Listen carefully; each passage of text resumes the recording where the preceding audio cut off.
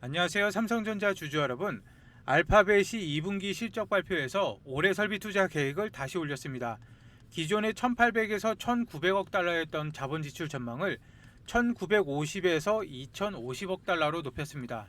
중간값으로 계산하면 2,000억 달러에 해당하죠. 지난해 실제 집행액이 914억 5천만 달러였으니 올해는 그보다 2배 넘는 돈을 데이터 센터와 서버, 자체 AI 칩에 쏟아붓겠다는 얘기입니다. 지난해 집행액과 올해 전망 중간값을 비교해보면 증가폭은 119%입니다. 데이터 센터 투자는 건물을 먼저 짓고 끝나는 게 아니죠.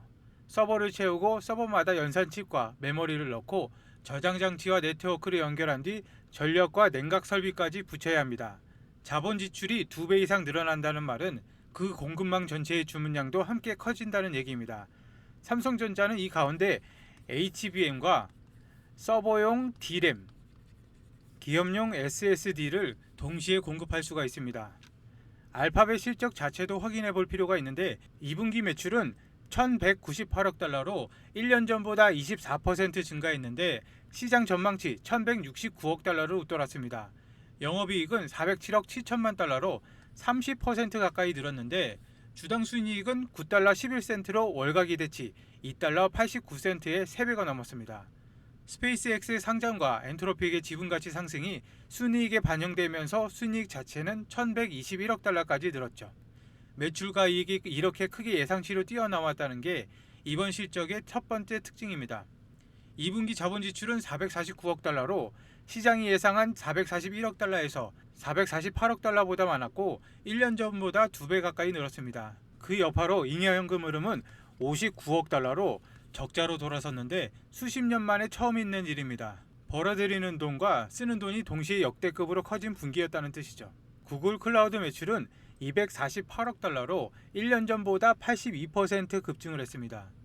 이 시장이 예상한 매출 224억 6천만 달러를 훌쩍 넘었는데 직전 분기 증가율 63%보다 높았죠. 알파벳은 지난 3년 동안 연산 능력을 크게 늘렸지만 고객 수요가 여전히 공급을 앞선다고 설명을 했습니다. 데이터 센터를 너무 많이 지어서 빈자리가 남는 상황보다는 서버를 늘려도 고객 주문을 다 받지 못하고 있다는 겁니다. 이 매출과 설비 투자는 따로 움직이는 게 아니라 클라우드 고객이 늘고 AI 모델 학습과 추론 사용량이 커지니 서버가 더 필요해졌고 그 서버를 채우기 위해서 자본 지출을 다시 높인 것입니다. AI 가속기 한계가 늘어날 때 필요한 것은 GPU나 TPU뿐만이 아닙니다. HBM과 서버용 D램, 기업용 SSD, 네트워크 장비가 전력 사업에 함께 들어가야죠. 삼성전자는 HBM 한 제품보다 메모리 전체 수요가 넓어질 수 있는 재료에 가깝습니다. HBM은 AI 가속기에 가까이 붙어서 데이터를 빠르게 전달하고 서버용 D램은 CPU가 처리할 작업과 서비스를 지원합니다. 기업용 SSD는 학습 데이터와 이용자 요청, 생성 결과를 저장하는 것이죠. 같은 데이터 센터 안에서도 세 제품이 서로 다른 역할을 맡습니다. 구글의 투자 확대를 HBM 하나로만 계산하면 삼성전자가 가져갈 수 있는 범위를 좁게 보는 것이죠. 낸드 가격과 서버 D램 추락까지 함께 움직일 때 메모리 사업 전체 이익폭이 커지는 것이죠. 알파벳은 이번 분기부터 자체 AI 칩인 TPU를 외부에 판매한 매출도 실제로 인식하기 시작했습니다. 그동안 TPU는 구글 내부 서비스에 주로 쓰였는데 이제 외부 고객에도 팔리는 독자적인 상품으로 움직이기 시작한 것입니다. 엔비디아의 GPU 중심으로 계산하던 AI 가속기 시장에 구글의 자체 칩이 본격적으로 들어오면서 HBM 고객도 더 다양해지는 것이죠. TPU를 외부에 판매하기 시작했다는 사실도 기존 설비 투자와 결이 다릅니다. 구글 내부의 데이터 센터를 채우는 물량이 외부 기업의 TPU 기반 서비스를 선택할 때마다 추가 서버가 필요해집니다.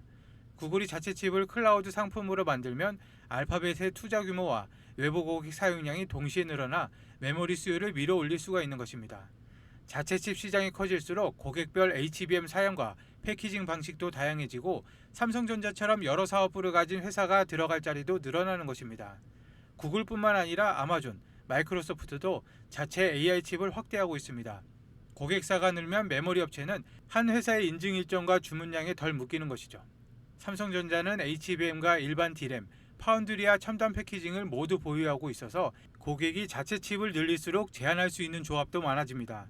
연산 칩을 생산하고 그 옆에 들어갈 HBM 공급까지 하면서 패키징까지 묶는 방식입니다. 그리고 이 알파벳 실적이 오늘 국내 증시에 그대로 반영이 되었습니다.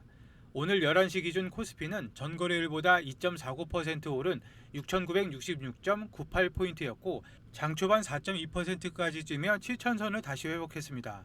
외국인은 유가증권 시장에서 1조 733억 원을 순매수하며 지수를 끌어올렸는데 이걸로 나흘째 매수 우위를 이어갔습니다. 삼성전자는 3.07%, 하이닉스는 2.9%로 오르면서 지수 상승을 주도했죠. 외국인이 나흘 연속 순매수를 이어갔다는 게 이번 반등의 핵심입니다.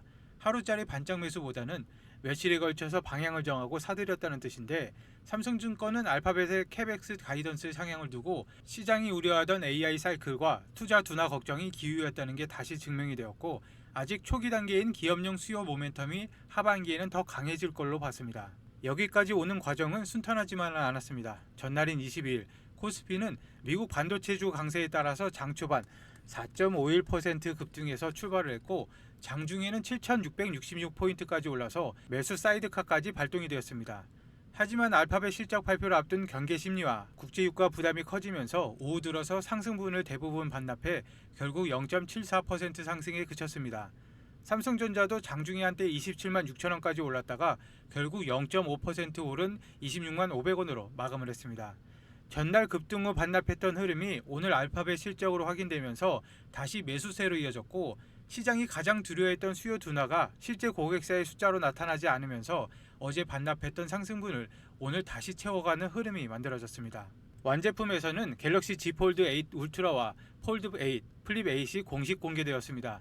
삼성전자는 기존의 두 종류였던 폴더블 라인업을 세 종류로 늘렸고 국내 사전 판매는 7월 28일부터 8월 3일까지 진행하며 8월 7일부터 한국을 비롯한 글로벌 시장에서 순차적으로 출시합니다.